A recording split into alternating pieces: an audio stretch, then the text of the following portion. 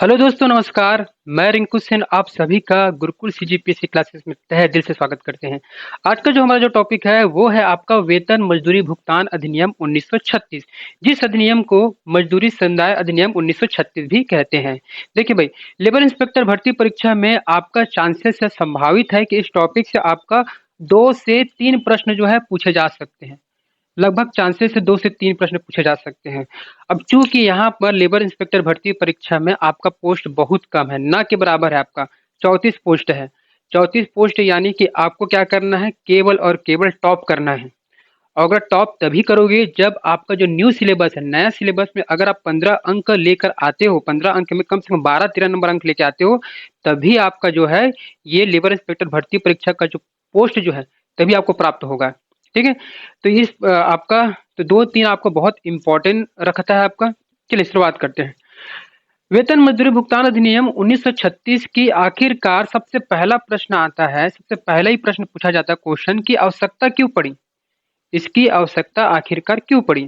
तो देखिए, प्रॉब्लम क्या था कि वेतन मजदूरी भुगतान अधिनियम 1936 से पहले भारत में एक ऐसा सिस्टम, ऐसा तंत्र नहीं बना था कि एक मजदूर को, एक श्रमिक को सही टाइम पर उसको क्या मिला जाए, वेतन दिया जाए या मजदूरी दिया जाए, ये फिक्स नहीं था। यानी कि इसका अगर हम बात करें तो समय पर, देखिए इसकी क्या क्या फॉर्मेलिटी है। सबसे पहला पॉइंट है समय पर मजदूरी, समय पर मजदूरी भुगतान जो है वो करना। इस अधिनियम का लाने का मकसद ये था, उद्देश्य ये था कि समय पर मजदूरी का क्या करना है, भुगतान करना था। ठीक है। अब उस मजदूर को सही समय पर भुगतान तो हमने कर दिया, लेकिन क्या हमने उचित जो है पेमेंट किया है कि नहीं किया है, यानी कि वास्तविक तौर पर जो उसने परिश्रम किया है, जो मेहनत किया है, क्या उसके आधार पर उसको सही वेतनमान मिला है कि नहीं। यानी कि दूसरा जो पॉइंट है सही राशि का भुगतान करना। जो दूसरा जो पॉइंट है आपका सही राशि का भुगतान करना, तो यहाँ पर सही राशि का भुगतान हुआ है कि नहीं हुआ है, इसकी आवश्यकता पड़ी हमको। तीसरा जो है कि यहाँ पर होता क्या था कि समय पर मान के चलो किसी मजदूर को उसको भुगतान तो कर दिया गया, वेतन तो दे दिया गया, लेकिन सही राशि पर भुगतान भी हो गया, लेकिन यहाँ पर दिक्कत ये था कि मनमाने तरीके से कटौती होता था। क्या होता था, मनमाने तरीके से क्या होता था, कटौती होता था। यानी कि मजदूरों में, तो इस अधिनियम को लाने का मकसद ये था कि मजदूरी में केवल और केवल अधिकृत कटौती होना चाहिए। क्या कटौती होना चाहिए, अधिकृत कटौती जो है होना चाहिए। तो यहाँ पर मतलब जो मनमाने तरीके से पेमेंट तो आप दे रहे हो, सही समय पर दे रहे हो, अच्छी बात है, लेकिन दिक्कत ये था कि उसमें दुनिया भर का कटौती अगर आप करोगे तो फिर उस मजदूर के पास, श्रमिक के पास बचेगा क्या, ये दिक्कत है सबसे बड़ी बात। ठीक है। और जो मजदूरों, चौथा इसमें आवश्यकता पड़ी कि इसमें क्या किया गया, जो वेतन मजदूरी भुगतान अधिनियम में किसी भी मजदूर को अगर वो वेतन मिल गया, प्राप्त हो गया, तो उसका जो निराकरण करने के बाद, वेतन को मिलने के बाद उसका एक रजिस्ट्रीकरण करना जरूरी है। रजिस्ट्रीकरण क्या होना चाहिए, करना चाहिए, या फिर हम इसको समझ सकते हैं एक सूची की लिस्ट तैयार हो, एक रिकॉर्ड रखा जाए उसके बारे में कि उनको जो है ये सब चीजें जो है मिल चुका है। पांचवा पांचवा जो है मालिकों से बचाव, ये मालिकों से रक्षा करता है। अब मालिकों से रक्षा का मतलब ये है कि जो मालिक जो है, जो अपने श्रमिकों पर या अपने मजदूरों के ऊपर क्या करते, अत्याचार करते हैं, यानी कि उसको समय पर क्या बोलते हैं, भुगतान नहीं कर पा रहे हैं, सही राशि का भुगतान नहीं कर पा रहे हैं, तो यहाँ पर एक पूरा बचाव मालिकों से हो रहा है। जो मालिक जो क्या करते, अपने मजदूर, अपने श्रमिकों के ऊपर क्या करते थे, अत्याचार करते थे, उनसे क्या हो गया, यहाँ पर बचाव किया जा रहा है। तो इसी वजह से इस जो है वेतन मजदूरी भुगतान अधिनियम 1936 को लाया गया। आवश्यकता क्यों पड़ी, इसका उद्देश्य क्या है, उद्देश्य क्या है, यहाँ पर आपको समझ में आ गया। चलिए आगे बढ़ते हैं। आवश्यकता क्यों पड़ गई ये हमने समझ लिया।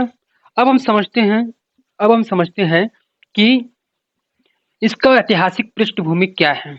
देखिए भाई, इस अधिनियम का ऐतिहासिक पृष्ठभूमि को हम समझते हैं।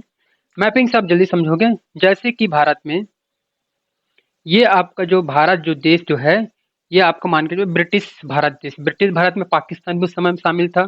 ठीक है, बांग्लादेश भी उस समय में शामिल था।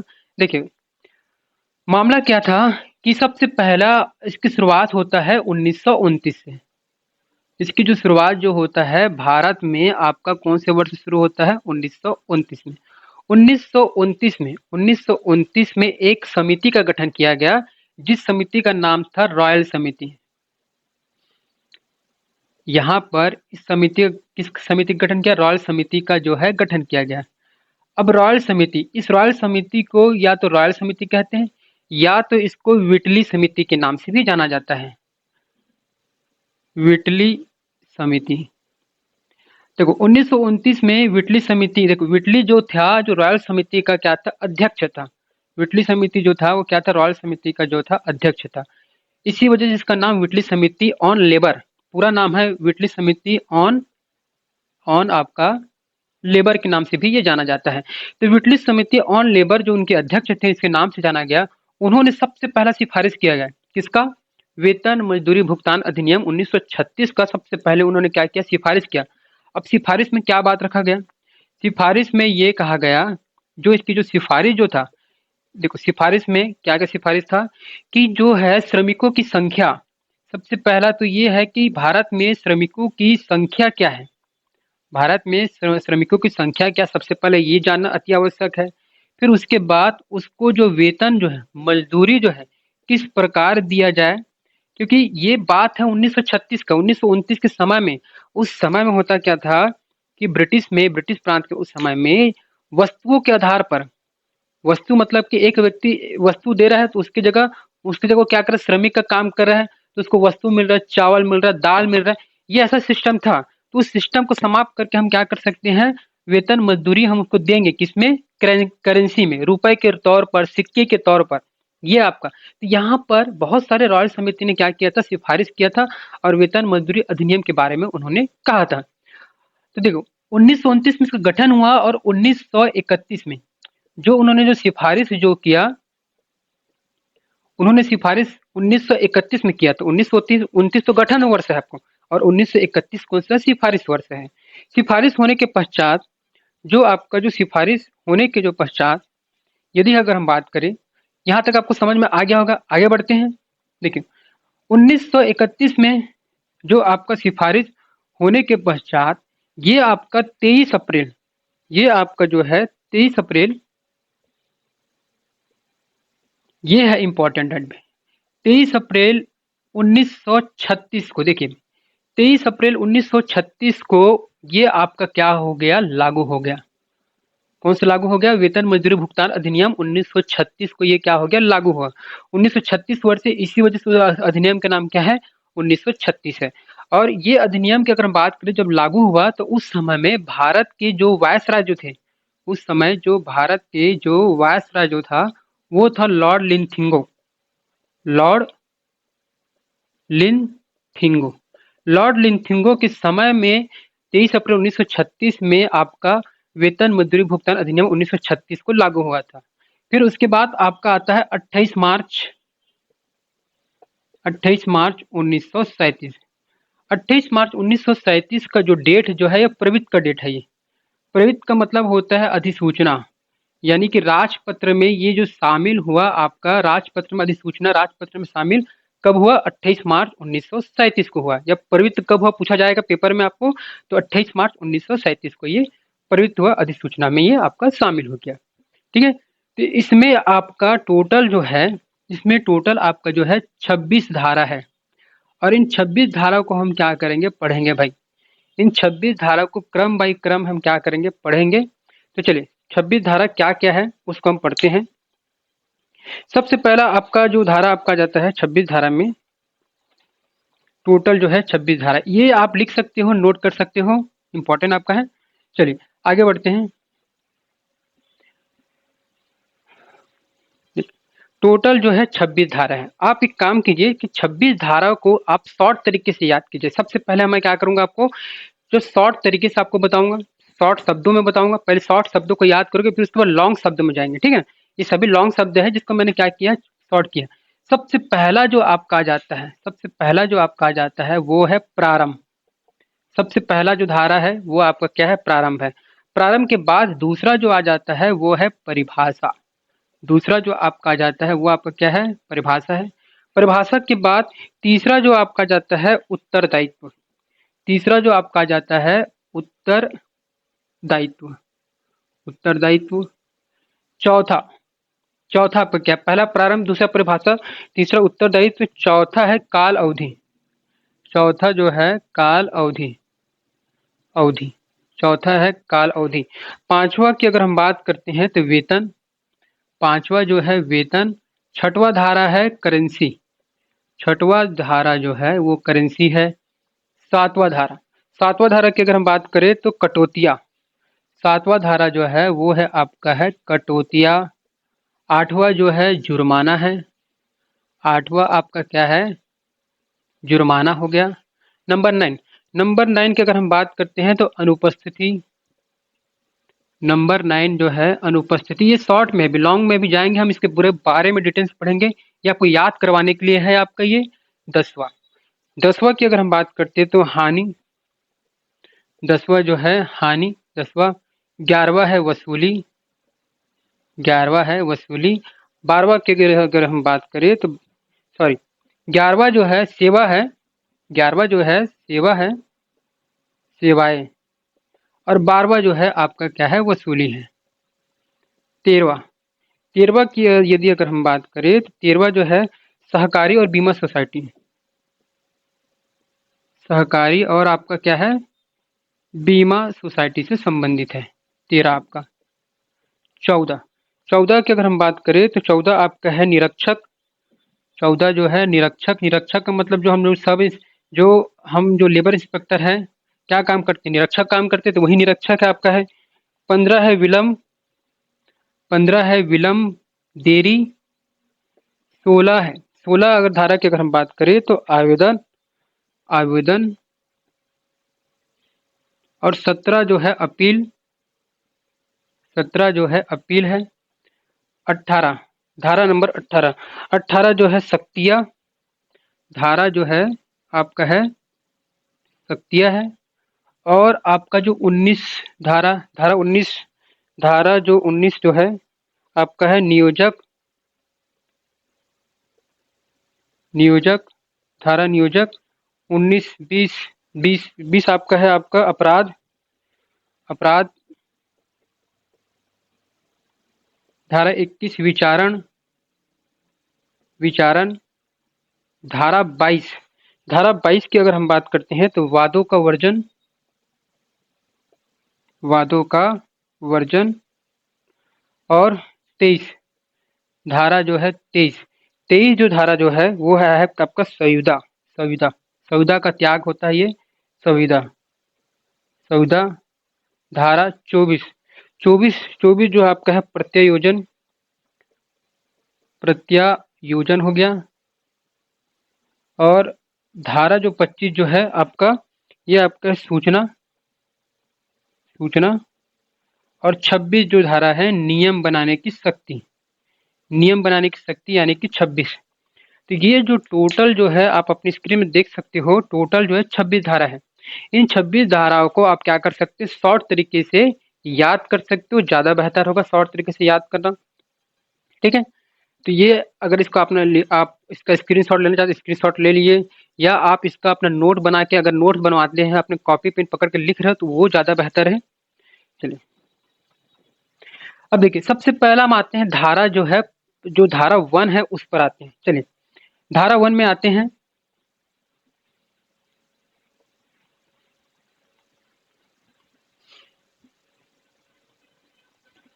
देखो सबसे पहला अगर हम धारा 1 की बात करें, सबसे पहला जो पॉइंट है आपका जो है धारा 1। धारा 1 आखिरकार है क्या, देखिए धारा 1 जो है प्रारंभ। प्रारंभ है आपका संक्षिप्त नाम। धारा जो है संक्षिप्त नाम की बात किया जा रहा है, प्रारंभ हो गया, संक्षिप्त नाम हो गया। आपका विस्तार, आपका जो है विस्तार और लागू। ठीक है, तो देखिए धारा 1 क्या है, सिर्फ प्रारंभ बस नहीं है, वो तो याद करने के लिए तरीका है आपका, प्रारंभ, संक्षिप्त नाम, विस्तार और लागू। तो देखिए धारा 1 जो है प्रारंभ, प्रारंभ जो है वो आपका कब हुआ आपका, तो ये इसका जो डेट जो है आपका है 23 अप्रैल 1936। 23 अप्रैल 1936 को वेतन मजदूरी भुगतान अधिनियम क्या हुआ, प्रारंभ हुआ। संक्षिप्त नाम, तो इसका जो संक्षिप्त नाम है आपका है मजदूरी मजदूरी संदाय अधिनियम। यदि आप इसका ऑफिशियली अगर इस साइट में अगर आप देखोगे, लेबर इंस्पेक्टर का आपका लेबर का जो विभाग के द्वारा आप देख सकोगे, तो ये आपका संक्षिप्त नाम मजदूरी संदाय अधिनियम 1936 लिखेगा। विस्तार, इसका विस्तार जो है संपूर्ण भारत में है। इसका जो विस्तार जो है संपूर्ण भारत में लागू है। बस यहाँ पर जो जम्मू कश्मीर के मामले में अगर हम बात करें, तो देखो जो जम्मू कश्मीर में जो लागू हुआ है, देखो अभी तो वर्तमान में पूरा भारत में लागू हुआ है, प्रश्न पूछा जाएगा। जम्मू कश्मीर में अगर हम बात करें तो यहाँ पर केंद्रीय श्रम अधिनियम, जो केंद्रीय श्रम अधिनियम 1970 का जो कानून जो है उसके तहत जो है जम्मू कश्मीर में जो है लागू हुआ था। तो यहाँ से प्रश्न पूछता है पेपर में कि जम्मू कश्मीर में जब वेतन मजदूरी भुगतान अधिनियम 1936 जब लागू हुआ था, तो वो कौन से अधिनियम के तहत लागू हुआ, तो केंद्रीय श्रम अधिनियम 1970 कानून के तहत में क्या हुआ, संपूर्ण भारत में, मतलब कि जम्मू कश्मीर जो लागू हुआ, अभी वर्तमान में संपूर्ण भारत में। अब लागू की हम बात करते हैं, ये लागू का नियम आखिरकार कैसा टाइप का है। देखिए इसमें क्या बोला गया है, पहला पॉइंट और दो पॉइंट, इसको दो मुख्य बिंदु में बोला गया है। पहला पॉइंट बोला गया है कि यदि 20 कर्मचारी हैं, यदि 20 कर्मचारी है या 20 से अधिक कर्मचारी, 20 या 20 से अधिक कर्मचारी है, उन प्रतिष्ठित संस्थानों में, उस संस्थानों में क्या होगा, उस संस्थानों में ऐसे संस्थान जहां पर 20 या 20 से अधिक कर्मचारी है, न्यूनतम 20 तक आप कर्मचारी हैं, वहां पर ये क्या होगा, नियम जो है लागू होगा। वह वेतन मजदूरी भुगतान अधिनियम ऐसे स्थानों पर, ऐसे क्षेत्रों पर लागू होगा। पहला पॉइंट। दूसरा पॉइंट ये बोला गया है कि जो मजदूरी का जो सैलरी है वो 6500 से अधिक नहीं होना चाहिए, 6500 से अधिक नहीं होना चाहिए, 6500 से कम होना चाहिए। जो 6500 से कम है वही तो कहलाएंगे मजदूर, कहलाएंगे वही श्रमिक कहलाएंगे, ठीक है। लेकिन ये धारा वन में आगे चलकर आपका 2017 में, देखिए 2017 में जो मजदूरी भुगतान अधिनियम है उस पर क्या हुआ, संशोधन हुआ। मजदूरी भुगतान अधिनियम जो है उसमें क्या किया गया, संशोधन किया गया, अमेंडमेंट किया गया। अब ये अमेंडमेंट में जो क्या किया गया था कि 1936 में क्या बोला गया, 6500 से कम जो है वो आपका क्या है, वेतन मजदूरी भुगतान अधिनियम के अंतर्गत आते हैं। लेकिन 2017 में क्या बोल दिया गया कि जो 24,000 रुपए तक, इसमें लिमिटेशन सीमा क्या कर दिया गया, जो 24,000 से जो कम है आपका, जो 24,000 से कम वाले जो व्यक्ति जो है, कर्मचारी जो श्रमिक जो है, वो क्या होंगे, उनके लिए लागू होगा आपका वेतन मजदूरी भुगतान अधिनियम 1936। मतलब कि वेतन मजदूरी भुगतान अधिनियम किसके लागू होगा, जो 24,000 से कम जो सैलरी पा रहे, कमा रहे हैं, उन पर ये लागू होगा। पहले 1936 में पूछा है 6500 से कम, ठीक है, और अभी वर्तमान में आपका क्या 24,000 से, तो कोशिश रहेगा वर्तमान वालों को ये पूछा जा सकता है। अब देखिए धारा 1 में हमने ये पूरा जान लिया क्या क्या स्थिति है। अब हम आते हैं धारा 2। अगर आप चाहते हैं इसका स्क्रीनशॉट ले सकते हो, अगर आप चाहते हैं इसका नोट्स बनाना चाहते हो तो नोट्स बनाते जाइए कॉपी पेन पकड़ के, ठीक है, कुछ भी प्रश्न आपको पूछा जा सकता है। चलिए धारा 1 के बाद हम आते हैं धारा 2। धारा 1 के बाद हम आते हैं धारा 2 कि धारा 2 जो है क्या कहता है। धारा 2 एक बहुत इंपॉर्टेंट टॉपिक है, परिभाषा जो है, और यहाँ से आपका प्रश्न जो है ये पूछा जाएगा, ठीक है। हाँ, एक और बताना था कि जैसे कि मजदूरी भुगतान अधिनियम 1936 जो है, ये अधिनियम क्रमांक संख्या जो है ये 4 है। यानी कि ब्रिटिश सरकार के समय में ये अधिनियम संख्या चौथा नंबर का था आपका ये वेतन मजदूरी भुगतान अधिनियम 1936। अब आगे हम बढ़ते हैं, दूसरा जो है परिभाषा। वेतन मजदूरी भुगतान अधिनियम को परिभाषा क्या किया गया है, इसकी जो परिभाषा जो है वो विश्व में किया गया है। इसकी जो परिभाषा किसमें किया गया है, विषय सब्जेक्ट में किया गया है। अब सब्जेक्ट में क्या क्या आपका आ जाता है, तो देखिए वो हम सब देखते हैं। विषय के अगर हम बात करते हैं तो सबसे पहला जो आपका आ जाता है, इसमें जो बोला गया है रेल, वायुयान, इसमें जो है परिभाषा के विषय के तहत रेल हो गया, वायुयान वायु परिवहन हो गया, खान हो गया, तेल क्षेत्र, तेल क्षेत्र, देखो भाई, रेल, वायुयान, खान, तेल क्षेत्र, ठीक है। इस सब का इन ये जो चारों जो विषय आप देख रहे हो, इस विषय का समुचित सरकार के द्वारा, समुचित सरकार का मतलब बोला जा रहा है केंद्र सरकार। जो केंद्र सरकार जो है, इन विषयों पर कर्ता धर्ता कौन होगा? आपका केंद्र सरकार होगा। कौन होगा? केंद्र सरकार इसकी क्या होगा? कर्ता धर्ता होगा, जिसको बोला गया है समुचित सरकार बोला गया है, ठीक है। और वही अगर हम बात करते हैं अन्य मामले में, वही अगर हम बात करते हैं अन्य मामला या जो अन्य विषय है, अन्य मामला का अधिग्रहण जो है कार्यकर्ता जो कौन होगा? वो होगा राज्य सरकार होगा। समुचित सरकार राज्य सरकार होगा। देखो पेपर में क्या पूछा जाएगा कि रेल, वायु, वन, खान, तेल क्षेत्र का समुचित सरकार शब्द बोल दिया जाएगा। समुचित सरकार कौन है?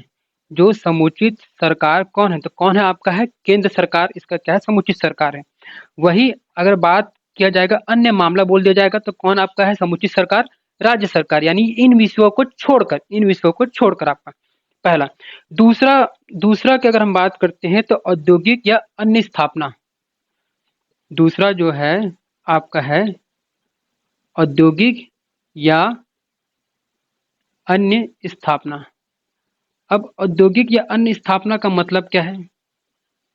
देखिए भाई, औद्योगिक या अन्य स्थापना का मतलब आपका ये है कि इसके तहत जो है खान खदान, इसके तहत खान हो गया, खदान क्षेत्र हो गया, तेल तेल क्षेत्र आपका हो गया।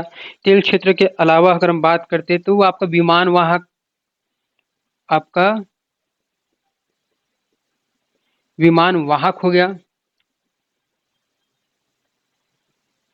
विमान वाहक हो गया।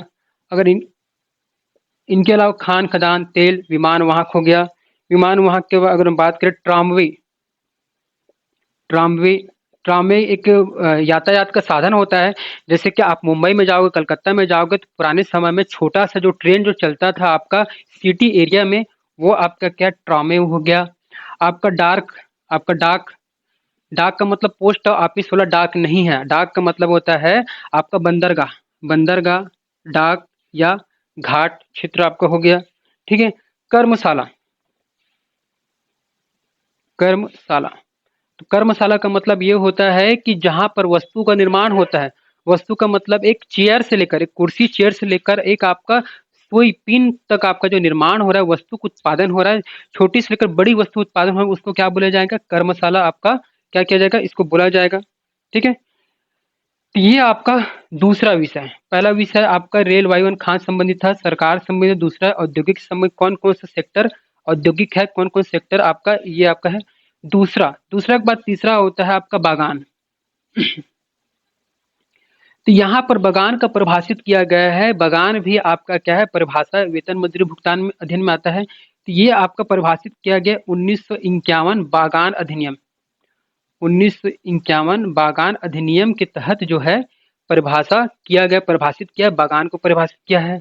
इनके अलावा अगर हम बात करते तो रेलवे, रेलवे का 1989 का जो अधिनियम है उसके तहत रेलवे को क्या किया गया? परिभाषित किया गया। दूसरा पॉइंट, तीसरा पॉइंट आपका ये चौथा जो पॉइंट आपका है, ठीक है। चौथा आपका पॉइंट हो गया। चौथा पॉइंट के बाद आगे जो जो आपका है पांचवा, पांचवा जो है स्थापना, पांचवा जो है स्थापना। तो स्थापना का मतलब जो है, स्थापना का मतलब जो है स्पष्टीकरण ये किया गया है कि जो आपका जैसे कि सड़क का निर्माण करना है, ब्रिज हो गया, आपका ब्रिज, पुल हो गया, जो सरकारी जो काम है, जो स्थापना जो करना है, उन स्थापना ये आपका पांचवा इसमें क्या किया गया? परिभाषित किया गया। उनके सेक्टर के अंतर्गत जो मजदूरी वर्कर जो काम करेंगे वो आपका आ गया, ठीक है। और जो लास्ट जो है सबसे इम्पोर्टेंट है, कोशिश कीजिए सबको नोट कीजिए, नोट डाउन कीजिए, लिखते जाइए, ठीक है। स्क्रीनशॉट ले सकते हो आप। नेक्स्ट हम आगे बढ़ते हैं, इसी का ही पॉइंट है दूसरा में। जो इम्पोर्टेंट है वो है आपका है मजदूरी। जो आपको जो लास्ट जो है पॉइंट आपका क्या है? मजदूरी है। तो यहाँ पर मजदूरी में क्या क्या शामिल किया गया है उसको देखते हैं। देखो भाई, इसमें जो है परिभाषा में जो सबसे इम्पोर्टेंट जो है वो है आपका मजदूरी। अब मजदूरी में क्या क्या शामिल किया, मतलब मजदूरी में क्या क्या शामिल किया गया है, क्या क्या रहता है उसको देखिए। मजदूरी, मजदूरी का मतलब यहाँ पर परिभाषा किया गया है परिश्रमिक से संबंधित है। ऐसा व्यक्ति जो क्या करता है, परिश्रमिक करता है। अब ये परिश्रमिक क्यों कर रहा है? धन के लिए कर रहा है, आपका धन प्राप्ति के लिए। धन प्राप्ति से है, आपका धन प्राप्ति की अभिव्यक्ति से है। धन प्राप्ति की अभिव्यक्ति से है, यानी कि ऐसा व्यक्ति जो मेहनत कर रहा है, मेहनत कस कर रहा है, पसीना बहा रहा है, अपना रोजी रोटी पालन पोषण के लिए, धन प्राप्ति के लिए वो क्या कर रहा है, परिश्रम कर रहा है। वही आपका क्या है, वही आपका क्या है, मजदूरी है। वही आपका क्या है, मजदूरी है। मजदूरी के तौर पर इसमें बोला गया बोनस। बोनस, बोनस का मतलब हो गया लाभांश। आपका जो है बोनस, बोनस का मतलब आपको हो गया लाभांश हो गया। इसके अलावा यात्रा भत्ता, इनके अलावा जो है यात्रा भत्ता मजदूरी के अंतर्गत आएंगे। मजदूरी के अंतर्गत यात्रा भत्ता हो गया। ओवर टाइम, ओवर टाइम का मतलब हो गया अतिकाल। ओवर टाइम, ओवर टाइम यानी कि इसको अतिकाल कहा गया है। क्या कहा गया है, अतिकाल कहा गया है। अतिकाल के अलावा अगर हम बात करते हैं कि पीएफ, पीएफ यानी कि भविष्य निधि। पीएफ हिंदी में क्या बोलते हैं हम लोग, भविष्य निधि बोलते हैं। ये सब मजदूरी के अंतर्गत शामिल हो जाएगा आपका। पीएफ मतलब ये उनको सुविधा नहीं दिया जा रहा है, सुविधा मजदूरी में। देखिए मूल मजदूरी में ये बाकी जो यात्रा भत्ता इसको शामिल नहीं किया जाएगा, अन्य चीजों को शामिल किया जाएगा, लेकिन ये आपका मजदूरी के अंतर्गत शामिल है, इसका आप समझना है, ठीक है। भविष्य निधि, भविष्य हो गया पेंशन निधि हो गया, भविष्य निधि हो गया, पेंशन निधि हो गया। और लास्ट जो है आपका जो है न्यायालय, न्यायालय का हस्तक्षेप। अब न्यायालय का मतलब होता है कि मान के चलो किसी मजदूरी को उसका मजदूरी, उसको वेतन भुगतान को उसको नहीं मिलता है, तो वैसी स्थिति पर क्या होगा, न्यायालय का हस्तक्षेप होगा। उनके वादे के करने के बाद न्यायालय का क्या होगा, हस्तक्षेप होगा। तो ये आपका क्या है, धारा 2 है। जो सबसे ज्यादा इसी को पूछा जाता है, पारिश्रमिक, धन प्राप्ति का अभिव्यक्ति, बोनस, लाभांश, यात्रा भत्ता, ओवर टाइम, पीएफ, भविष्य निधि, पेंशन निधि, न्यायालय के द्वारा हस्तक्षेप। उनके आदेश, आदेश देगा कि जो मजदूरी का जो पैसा जो नहीं मिला है उसको दिया जाए, ठीक है। तो यहाँ तक आपको समझ में आ गया होगा धारा 2। अब हम बात करते हैं, ये आपका धारा 2 था आपका, तो पूरा धारा 2 कंप्लीट हो गया। अब हम आते हैं धारा 3। धारा 3 क्या है उसको समझते हैं।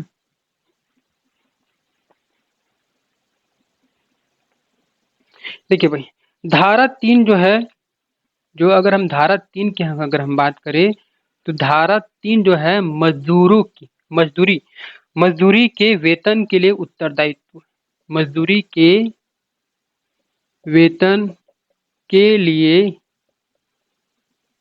उत्तरदायित्व। आखिरकार मजदूरी के वेतन के लिए उत्तरदायित्व कौन होगा? तो यहाँ पर कौन होगा, यहाँ पर होगा नियोजक होगा। अब ये नियोजक है कौन? दिमाग में चल रहा होगा भाई कि नियोजक है क्या। नियोजक का मतलब होता है एक ऐसा व्यक्ति, एक ऐसा व्यक्ति, एक ऐसा व्यक्ति जो क्या करता है, वेतन के लिए, वेतन के लिए, वेतन को देने के लिए, या कारखाना में काम देने के लिए, कारखाना में जो काम देने के लिए वो नियोजक क्या है, नियोजक आपका क्या है, वो उत्तरदायित्व लेता है, उत्तरदायित्व लेता है। उसी को हम क्या बोलते हैं, नियोजक कहते हैं। जैसे कि कारखाना में प्रबंधक, एक प्रबंधक तंत्र होता है। हर प्लांट इंडस्ट्री में, कारखाने में जाओगे प्रबंधक, तो वो प्रबंधक क्या है, ये भी एक नियोजक है, नियोजक है। जो मालिक है, कारखाना का जो मालिक जो है वो भी क्या है आपका, एक प्रकार से वो भी क्या है, एक नियोजक है। ठेकेदार, कॉन्ट्रैक्टर, ठेकेदार जो पेमेंट देता है, सैलरी देता है, वो भी क्या है आपका, नियोजक है। वही अगर हम बात करते रेलवे में, तो रेलवे प्रबंधक, जो रेलवे जो प्रबंधक जो है वो भी क्या है, वो भी क्या है, नियोजक है। तो नियोजक का मतलब जो है वेतन देने वाला, उसको क्या बोला गया है, नियोजक बोला गया है, ठीक है। तो यहाँ तक आपको धारा 3 जो है यहाँ पर समझ में आ गया होगा। अब बात करते हैं धारा 4। धारा 3 के बाद आते हैं धारा 4, कि धारा 4 क्या है उसको समझते हैं। देखो वीडियो भरे थोड़ा लंबा जाएगा, लेकिन ये आपका पूरा काम का है, पूरा डिटेल में बता रहा हूँ आप लोगों को। देखिए, धारा 4। धारा 4 जो है, मजदूरी काल अवधि का नियत किया जाना। मजदूरी काल अवधि का नियत किया जाना। नियत किया जाना का मतलब ये हो गया कि यार जो मजदूरी का जो वेतन मजदूरी जो है, उसको जो है कितने समय में उसको क्या करना चाहिए, वेतन मिलना चाहिए, क्या उसका वेतन मजदूरी होगा, उस पर है। तो देखिए, बहुत छोटा सा धारा है आपका। जो उसका जो वेतन जो दिया जाएगा, उसकी जो सैलरी दिया जाएगा, वो रहेगा, उसका टाइम पीरियड रहेगा 1 माह। तो सभी जानते होंगे कि आपको जो मजदूरी जो आपको दिया जाता है, वो आपको कब दिया जाता है, 1 माह में ही आपको दिया जाता है। यदि आपको 1 तारीख को, मान के चलो 1 जनवरी को अगर आपको पेमेंट दिया गया है, तो आने वाले जो आपका 2 फरवरी में, सॉरी 1 फरवरी में आपको क्या दिया जाएगा, पेमेंट दिया जाएगा। मतलब कि जो मजदूरी का अंतर जो है 1 माह से अधिक नहीं होना चाहिए। अब ये मजदूरी जो है, या तो साप्ताहिक भी हो सकता है, या तो साप्ताहिक भी हो सकता है, या तो दैनिक भी आपका हो सकता है। ठीक है, या तो साप्ताहिक भी हो सकता है, दैनिक भी हो सकता है। इसका मतलब ये होता है, जैसे कि कोई व्यक्ति मनरेगा में काम कर रहा है, तो मनरेगा में उसको जो पेमेंट जो मिलता है वो दैनिक आधार पर दिया जाता है, और कुछ पेमेंट जो है मजदूरों को साप्ताहिक 7 दिन के आधार पर दिया जाता है। मतलब कहने का मतलब ये है कि ये 30 दिन से अधिक नहीं होना चाहिए। 30 दिन से अधिक हो रहा है क्या, ये 1 माह के अंतर्गत आ रहा है, टाइम पीरियड के अंतर्गत आ रहा है। तो इस प्रकार से यानी कि वेतन का जो अवधि जो काल जो है, साप्ताहिक भी हो सकता है, दैनिक भी हो सकता है, और माह हो सकता है। 1 माह से अधिक जो है नहीं होना चाहिए। तो ये आपका क्या, धारा 4। धारा 5 इसी में कंप्लीट करते हैं। धारा 5। धारा 5 जो है, मजदूरी के वेतन का समय। जो धारा 5 की अगर हम बात करें, तो मजदूरी का वेतन का समय। देखो, धारा 5 ये कहता है, मजदूरी के वेतन का समय क्या रहेगा, किस प्रकार से समय निर्धारित होगा। तो देखिए, इसमें क्या बोला गया है, बोला जाता है कि जैसे कि कोई कारखाना सेक्टर में काम कर रहा है, कोई व्यक्ति जो है, कारखाना हो गया, या औद्योगिक सेक्टर हो गया, या रेलवे हो गया। ठीक है, ये ऐसे सेक्टर हैं जहां पर संख्या बहुत अधिक होता है, जहां पर मजदूरों की संख्या हजारों में होते हैं। ठीक है, तो ऐसे सेक्टर पर बोला गया है, समय का मतलब ये हो गया कि जैसे कि 1,000 श्रमिक है। ठीक है, अब 1,000 श्रमिक या उससे कम, या कम, अगर कारखाना में, औद्योगिक में, रेलवे में अगर 1,000 श्रमिक है, या फिर उससे जो है आपका कम है, तो यदि कम की स्थिति पर उसका जो पेमेंट जो है, उसका जो सैलरी जो है, कम से कम जो 1 माह के 7 तारीख तक में, 7 तारीख यानी कि 7 तारीख से पहले, किसी भी महीने के 7 तारीख से पहले उसका पेमेंट जो है वो आ जाना चाहिए आपका। ठीक है, ये बोला गया। और वही अगर 1,000 से श्रमिक से कम है, अगर 1,000 से ये आपका क्या हो जाता है, यदि अधिक हो जाता है, तो अधिक की स्थिति पर ये आपका रहता है, ये 10 तारीख से पहले, 10 तारीख से पहले आपका रहता है। ठीक है, तो यहाँ पर 1,000 श्रमिक से कम है तो 7 तारीख, और 1,000 से अधिक अगर श्रमिक है वहां पर, तो वहां पर 10 तारीख, उस महीने के 10 तारीख से पहले आपका पेमेंट जो है दे दिया जाना चाहिए। यह आपका धारा 5 जो है ये कहता है। अब हम बात करते हैं धारा 6। धारा 6 क्या है, तो देखिए भाई, धारा 6 की अगर यदि हम बात करते हैं तो बहुत सिंपल है, आपका है धारा 6 है, मजदूरी का करेंसी। धारा 6 जो है ये किससे संबंधित है, आपका मजदूरी का करेंसी से संबंधित है। मजदूरी का किससे संबंधित है, करेंसी से संबंधित है। अब करेंसी का मतलब ये होता है कि उस मजदूर को, उस वेतन को, श्रमिक जो है, उसको जो है मजदूरी जो है वो किस में दिया जाएगा, या तो सिक्के में दिया जाएगा, सिक्के हो गया, नोट हो गया, नोट हो गया, या चेक हो गया, या बैंक खाते, सीधा बैंक खाते में क्या हो जाएगा, डीबीटी करवा करवा दिया जाएगा, यानी कि बैंक खाते में सीधा क्या कर दिया जाएगा, पैसा ट्रांसफर कर दिया जाएगा। तो ये धारा 6 ये कहता है आसान शब्दों में समझना कि जैसे कि अगर कोई कारखाना, औद्योगिक और रेलवे सेक्टर में अगर कोई काम कर रहा है तो ऐसे सेक्टर पर उनको पैसा जो है चेक के माध्यम से या बैंक खाता ट्रांसफर के माध्यम से दिया जाएगा। और यदि अगर वो छोटा है, मान के चलो वो व्यक्ति कारखाना, औद्योगिक, रेलवे में काम नहीं कर रहा है, मान के चलो बहुत छोटे-छोटे विभाग में जैसे रेस्टोरेंट में काम कर रहा है, छोटे सेक्टर में, तो ऐसे स्थिति पर उसको जो है नोट के माध्यम से क्या किया जा सिक्के या नोट के माध्यम से, कैश के माध्यम से उसको क्या किया जा सकता है, उसको मजदूरी दिया जा सकता है। धारा 6 के बाद आता है धारा 7। देखिए भाई, धारा 7 क्या कहता है, कटौती से संबंधित है। धारा 7 जो है मजदूरी के वेतन, सैलरी से क्या-क्या कटौती किया जा सकता है, किस प्रकार से कटौती किया जा सकता है, उसको हम देखते हैं। सबसे पहला आता है जुर्माना। यदि कोई मजदूर, कोई श्रमिक जो है कार्यस्थल पर, कारखाने पर अगर उसके संपत्ति को, उसके वस्तु को नुकसान करता है, पहुंचाता है, जानबूझ के करता है, तो उस पर क्या किया जाएगा, जुर्माना लिया जाएगा। इसका स्पेशली एक अलग अलग से धारा आपका है, देखेंगे। अनुपस्थिति। अनुपस्थिति का मतलब होता है यदि कोई श्रमिक, कर्मचारी, जो मजदूर जो है वो मान के चलो जानबूझकर अवकाश लेता है, जानबूझकर अवकाश लेता है, छुट्टी लेता है, तो वैसे स्थिति पर उस पर क्या किया जाएगा, उस पर कटौती किया जाएगा। यानी कि जिस दिन अगर अवकाश लिया, छुट्टी लिया है, तो वैसी स्थिति पर क्या किया जाएगा, कटौती किया जाएगा। तीसरा जो है सेवाएं। सेवाएं का मतलब होता है कि उनको जो जो सेवाएं दिया जाएगा, पीएफ, पीएफ यानी कि भविष्य निधि, जो उनके भविष्य निधि उनके पेमेंट जो सबका कटता है आपका, वो आपका हो गया, पेंशन हो गया। मकान अगर उसको दिया है तो कुछ तो यहाँ पर कटौती किया जाएगा।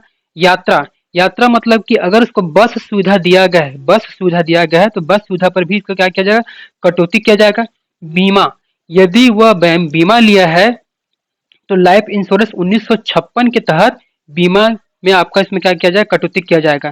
इनके अलावा श्रम कल्याण, सहकारी सोसाइटी और बैंक डाकघर से अगर वो आपका मजदूर, श्रमिक जो है, इन सब से अगर ऋण लिया है तो उनका ऋण जो है, वो उनका ऋण जो है कटौती किया जाएगा उसकी मजदूरी से। और न्यायालय का आदेश, न्यायालय का आदेश का मतलब ये होता है कि यदि वो मान के चलो वो कार्यस्थल पर किसी भी सेक्टर को क्या किया है, उस पर जुर्माना लगाया गया है, तो उसके जुर्माने के अंतर्गत न्यायालय का आदेश रहेगा कि इसके वेतन, इसके सैलरी पर क्या किया जाए, कटौती किया जाए। ये धारा 7 है। अब धारा 8 आते हैं। धारा 8 जो है वो जुर्माना है। इसका एक छोटा सा पॉइंट धारा 7 में था, धारा 8 तक पूरा धारा ही आपका है। धारा 8 क्या कहता है कि अगर उस श्रमिक पर, उस मजदूर पर अगर जुर्माना किया भी जाता है तो उसकी जुर्माना जो जो जाएगा वो 3% जो कटौती किया जाएगा। 3% कटौती मतलब कि उनका जो सैलरी है, जो उसका जो वेतन मान जो है, उस वेतन मान में से मात्र 3% ही उसका कटौती किया जा सकता है, उससे ज्यादा नहीं किया जा सकता है। ठीक है। और ये जो 15 वर्ष के आयु पर ये जो जुर्माना जो है, अगर वो श्रमिक जो है 15 वर्ष की आयु या 15 वर्ष से कम आयु है तो वो उस पर, ये श्रमिक पर वो जुर्माना लागू नहीं होता है। अब यहाँ पर बोला गया है 90 दिन के भीतर।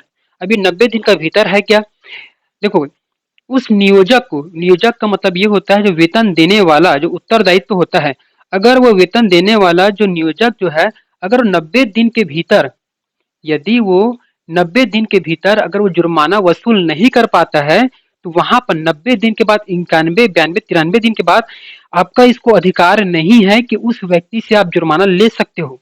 तो आपका टाइम पीरियड कितना है, 90 दिन।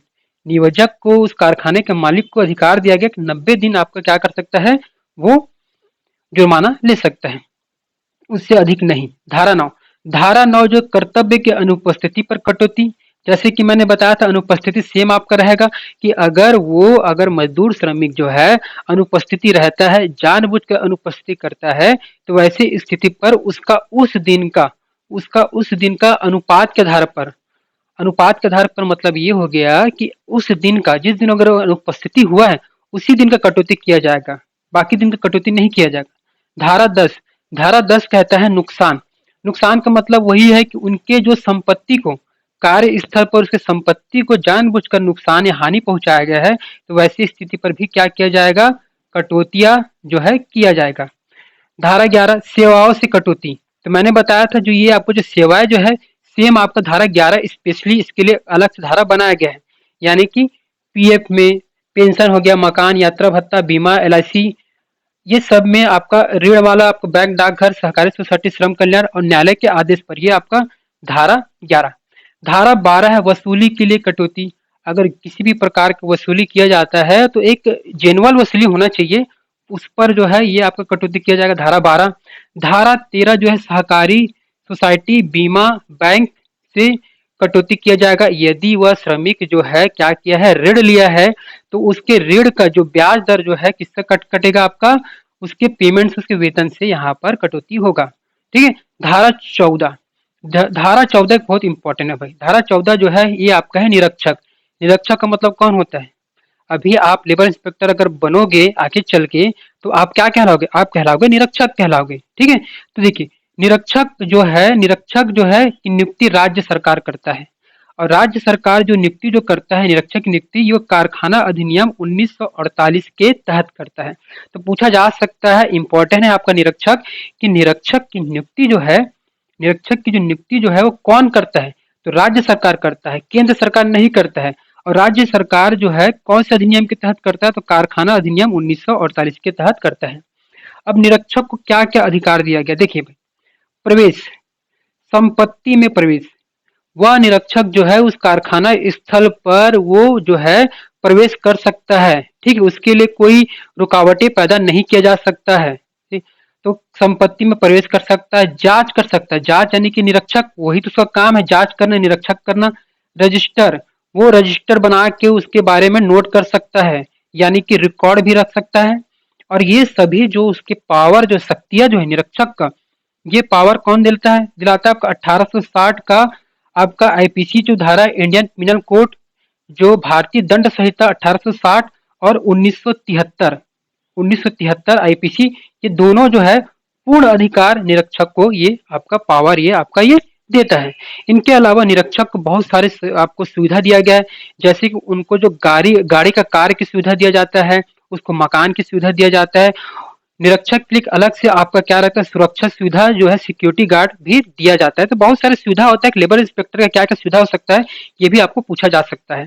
ठीक है, ये आपका हो गया धारा 14 तक। धारा 15, देखिए धारा 15 सबसे इंपॉर्टेंट धारा है पूरे, अगर हम बात करें अगर वेतन मजदूरी अधिनियम में, तो धारा 15 एक इम्पोर्टेंट अधिनियम है। देखिए भाई, क्योंकि ये धारा 15 जो है अन्य धाराओं से भी रिलेटेड है। देखो धारा 15 क्या कहता है, मजदूरी में से की गई कटौती पर है।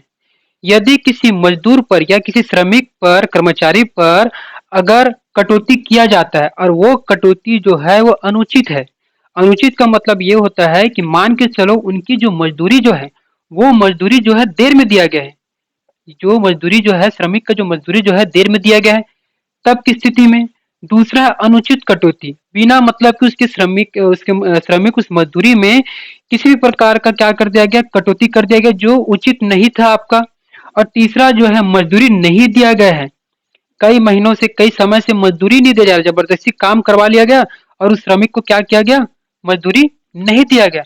तब की स्थिति पर वो क्या करेगा, धारा 15 के तहत वो जो मजदूर, जो श्रमिक जो है दावे करेगा कि यार मुझे जो है मजदूर, जो श्रमिक जो हूँ, मुझे मिला नहीं है मुझे अपना वेतन। तो वो क्या करेगा, अपना दावे करेगा। तो वो दावे कहाँ कहाँ कर सकता है, कौन कौन से अधिकारी के समक्ष कर सकता है? सबसे पहला आता है श्रम आयुक्त। श्रम आयुक्त के समक्ष वो क्या कर सकता है, वो दावे कर सकता है। अगर श्रम आयुक्त के समक्ष दावे नहीं करता है तो सहायक श्रम आयुक्त के समक्ष क्या करेगा, दावे करेगा।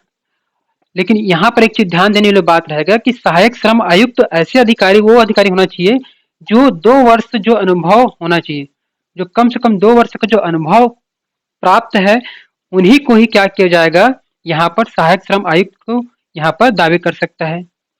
तीसरा है केंद्र सरकार में जो नौकरी करने वाला कोई व्यक्ति, जो केंद्र सरकार में जो है क्या कर रहा है, नौकरी कर रहा है, तो उसके समक्ष भी दावे कर सकता है। और चौथा जो है संभागीय आयुक्त, कमिश्नर, जो संभागीय आयुक्त जो है, या जो हम क्या बोलते हैं कमिश्नर जो है, उसके सामने भी क्या कर सकता है, वो दावे कर सकता है। दावे का मतलब होता है आवेदन, दावे का मतलब क्या है, आवेदन से संबंधित है।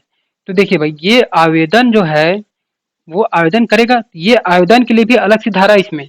तो धारा धारा जो 16 जो है, धारा 16 जो है, ये आवेदन से संबंधित है। तो धारा 16 आपका किससे संबंधित है? आवेदन से। तो वो धारा 15 से रिलेटेड हो गया। धारा 16 आवेदन करेगा, दावे करेगा धारा 15 के अधीन में। तो धारा 16 हो गया, आवेदन हो गया। वही मान के चलो कि जो मजदूर, जो श्रमिक है, उन्होंने इसके समक्ष, श्रम के समक्ष, जो श्रम आयुक्त, सहायक श्रम आयुक्त, केंद्रीय सरकार, संभागीय आयुक्त के समक्ष अगर वो दावे करता है और दावे करने में विफल हो जाता है या मान के चलो असफल रहा, इसके मामले में संतुष्ट नहीं रहा, धारा 16 के तहत आवेदन कर दिया और उसके समक्ष क्या हो गया, अगर सफल नहीं होता है तो यहाँ पर आता है धारा 17 का प्रयोग होता है। संतुष्ट नहीं है, अगर अपने इससे संतुष्ट नहीं है तो वैसे स्थिति पर धारा 17 का प्रयोग होगा। अब धारा 17 क्या है? तो धारा 17 जो है अपील से संबंधित है। वो श्रमिक, वो मजदूर जो है उस नियोजक के खिलाफ में क्या करेगा? अपील करेगा। और ये अपील करने का अधिकार जो है ये आपका है जिला अदालत में है। कहाँ है आपका? जिला अदालत में है। तो वो जिला अदालत, वो अपने जिस जिले से संबंधित है उस जिले में क्या कर सकता है? जिला अदालत में वो अपील कर सकता है। वो अपील तभी करेगा जब इस मामले का निपटारा होने के पश्चात, इस मामले में अगर वो संतुष्ट नहीं है तब वो क्या कर सकता है? धारा 17 का प्रयोग करके वो अपील कर सकता है। तो देखिए टोटल 15 धारा हो गया, 16 धारा पर क्या आवेदन हो गया और धारा 17 क्या है? अपील हो गया। अब हम बात करते हैं धारा 18। देखो भाई, धारा जो 18 जो है, धारा जो 18 जो है वो क्या है? तो यहाँ पर अगर धारा 18 की अगर हम बात करें तो धारा 15 के अधीन, जो धारा 15 के अधीन, धारा 15 के अधीन, धारा 15 के अधीन यहाँ पर प्राधिकारियों की शक्तियों का वर्णन किया गया है। इसमें जो प्राधिकारियों का, किसका वर्णन? शक्तियां का वर्णन यहाँ पर किया गया है। अब धारा 15 के अधीन प्राधिकारी की शक्ति, यहाँ पर प्राधिकारी का शक्ति क्या है कि अगर उस श्रमिक का, यदि उस श्रमिक का वेतन विलम्ब हो गया है या फिर अनुचित है या मजदूरी नहीं दिया गया, तो वैसी स्थिति पर एक प्राधिकार, धारा 15 के अधीन में प्राधिकारी की नियुक्त किया जाएगा और वो उसकी शक्तियां क्या रहेगा? साक्ष्य लेना। इसकी जो अगर हम शक्तियों की अगर हम बात करें तो यहाँ पर साक्ष्य लेना, उस साक्ष्य को व्यवहार में लाना, उस साक्ष्य को क्या करना है? व्यवहार में लाना। और इनके अलावा यदि अगर हम बात करें तो गवाहों को पेश करना। किसको पेश करना? आपका गवाहों को पेश करना। गवाहों को पेश करना उस प्राधिकार की यही शक्ति है। गवाहों को पेश करना, साक्ष्य लेना, व्यवहार करना या उस संपत्ति को क्या करना है? जब्त करना। जो नियोजक की जो संपत्ति को क्या करना है? जब्त करना। तो ये जो धारा जो 18 जो है ये यही कहता है कि धारा 15 के अधीन प्राधिकार की शक्तियां साक्ष्य, व्यवहार, गवाहों को पेश में लाना या फिर रिपोर्ट, और इनके अलावा बहुत सारे रिपोर्ट प्रस्तुत करना न्यायालय को। ठीक है, तो ये जो है धारा 18 का ये इस प्रकार से क्या है आपका ये शक्तियां हैं। धारा 19 जो है ये कहता है कतिपय दशाओं में नियोजक से वसूल करने की शक्तियां, यानी कि कौन कौन से स्थिति में नियोजक यानी कि जो वेतन देने वाला, जो सैलरी देने वाला, उस उससे हम क्या कर सकते हैं, किस प्रकार से वसूली कर सकते हैं, वो आपका धारा 19 आपका उससे संबंधित है। वही अगर हम बात करते हैं धारा 20 अधिनियम के अधीन अपराधों के लिए शासित। अपराधों के लिए शासित का मतलब होता है जुर्माना। नियोजक से जो पेमेंट, वेतन देने वाला, जो सैलरी देने वाला जो नियोजक है, उस नियोजक से किस प्रकार से उससे जुर्माना किया जा सकता है यदि वो अपराध करता है, अपराध शासित यानी अपराध करता है, तो वैसी स्थिति पर उस नियोजक से अगर गलत काम होने पर उससे जुर्माना लिया जाता है। जैसे कि यदि नियोजक, देखो नियोजक का मतलब समझ में आ रहा है? नियोजक का मतलब जो है जो वेतन देने वाला, जो काम में रखने वाला, जो आपका मालिक भी हो गया आपके प्रकार से नियोजक आपका है। तो यहाँ पर नियोजक यानी कि अगर रजिस्टर रिकॉर्ड रखने पर विफल होने पर, यदि वो रजिस्टर रिकॉर्ड नहीं रखता है, पढ़ा लिखा काम के तौर पर कुछ भी नहीं रखता है, तो वैसी स्थिति पर उस पर जुर्माना लगाया जाएगा 1500 रुपए से लेकर 7500 रुपए तक का क्या किया जाएगा? जुर्माना लिया जाएगा। दूसरा, निरीक्षक के कर्तव्यों पर बाधा डालना। निरीक्षक के कर्तव्यों पर बाधा डालना मतलब कि निरीक्षक कौन है आपका? एक श्रम आयुक्त हो गया, एक लेबर इंस्पेक्टर जो है, लेबर इंस्पेक्टर आपका क्या एक निरीक्षक है। यदि उस लेबर इंस्पेक्टर पर यानी उस निरीक्षक के ऊपर अगर उनके कार्य पर बाधा डालता है, अगर उस निरीक्षक को मान के चलो उसको रजिस्टर्ड चाहिए, रिकॉर्ड चाहिए, अगर वो नहीं दे रहा है या ऐसे बहुत सारे उसके संपत्ति पर प्रवेश करने पर अगर नहीं दिया जा रहा है तो वैसी स्थिति पर उस पर जुर्माना लगाया जाएगा। सेम जुर्माना 1500 से रुपए रुपए से लेकर 7500 रुपए। तो यहाँ पर दोनों का जो जुर्माना जो है वो क्या है, सेम है। तीसरा, अपराध के तहत दोषी ठहराने पर, यदि मान के चलो न्यायालय के द्वारा आदेश होने पर अगर उस पर अपराध होता है, उस नियोजक के ऊपर अपराध होता है, जो वेतन देने वाला जो उत्तरदायित्व होने वाला नियोजक के ऊपर अपराध दोषी ठहराने पर उस पर जुर्माना जो लगता है आपका 37 मतलब 3750 रुपए से लेकर 22,500 रुपए तक ये जुर्माना वहां पर लगता है। और यदि अगर वो जुर्माना नहीं देता है तो वैसी स्थिति पर उस पर सजा होगा 1 माह से लेकर 6 माह तक। 1 माह से लेकर 6 माह तक उस पर क्या होगा, कारावास, उसको दंडनीय अपराध के तहत सजा सुनाया जाएगा। तो ये आपका हो गया धारा 19 और धारा 20। धारा 20 इंपॉर्टेंट है, यहाँ से आपका पेपर में आपको पूछा जा सकता है। नेक्स्ट जो धारा है वो है आपका धारा 21। देखिए धारा 21 क्या है, अपराधों के विचारण में प्रक्रिया। अपराधों के विचारण में प्रक्रिया का मतलब होता है, मान के चलो नियोजक जो है उस पर अपराध तो लागू हो गया है वहां पर, ठीक है ना, लेकिन उसको एक लास्ट मौका भी दिया जाना चाहिए कि उस पर और क्या विचारण किया जा सकता है, उस पर उसके विचारण की प्रक्रिया, उस पर विचार किया जा सकता है, अपने आप को बचाव कर सकता है नियोजक। वो आपका धारा 21 जो है उससे संबंधित है। धारा 22 जो है वादों का वर्जन। वादों का वर्जन का मतलब होता है ये न्यायालय से संबंधित है आपका। देखिए भाई, धारा जो 22 जो है वो वादों का वर्जन है। वादों का वर्जन का मतलब होता है न्यायालय अगर आदेश देता है कि उस श्रमिक का मजदूरी अगर मान के चलो विलंब हुआ है या उसको मजदूरी नहीं दिया गया है तो वो सिर्फ उसी बस का ही क्या करके न्यायालय आदेश दे सकता है। इनके अलावा अन्य मामले में या अपने पक्ष से अपने मन से अपने वादा वो नहीं कर सकता। तो यहाँ पर न्यायालय क्या करता है, वादों का वर्जन लगाता है। तो ये जो धारा जो 63 संविधान के 63 के तहत वादों का वर्जन किया गया है, जो सभी जगह फॉलो होता है, लागू होता है बहुत सारे सेक्टर में। धारा 23 है संविदा द्वारा त्याग। अब देखो भाई, संविदा द्वारा त्याग का क्या मतलब होता है।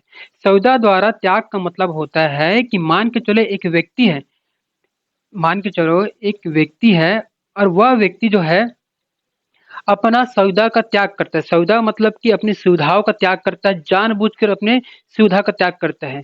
तो वैसी स्थिति में उसका जो त्याग जो है वो त्याग ही माना जाएगा। यानी कि समझने के लिए समझते हैं, जैसे कि एक व्यक्ति है ए, एक व्यक्ति जो है यहाँ पर क्या है, एक व्यक्ति जो है ए व्यक्ति है और ये ए जो है बी से जो है चित्र बनवाना चाहता है।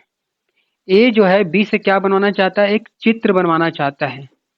और चित्र जो है बी जो वादा किया है कि ठीक है मैं चित्र बना देता हूँ, अब चित्र बना देता हूँ, तो वैसी स्थिति पर बी अगर बाद में मुकर भी जाता है, अपना मुकर जाता है, अपने वादों से मुकर जाता है, तो यहाँ पर मुकर रहा है तो यहाँ पर ए को यहाँ पर कोई प्रभाव नहीं पड़ना चाहिए।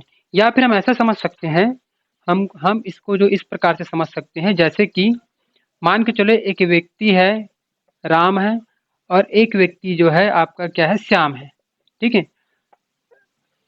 राम ने श्याम से मान 5,000 रुपया कर्जा की 5,000 रुपया उन्होंने क्या किया था, उधारी लिया है, ठीक है। अब राम जो है श्याम से कितना रुपए लिया है, 5,000 रुपये की उधारी लिया गया है।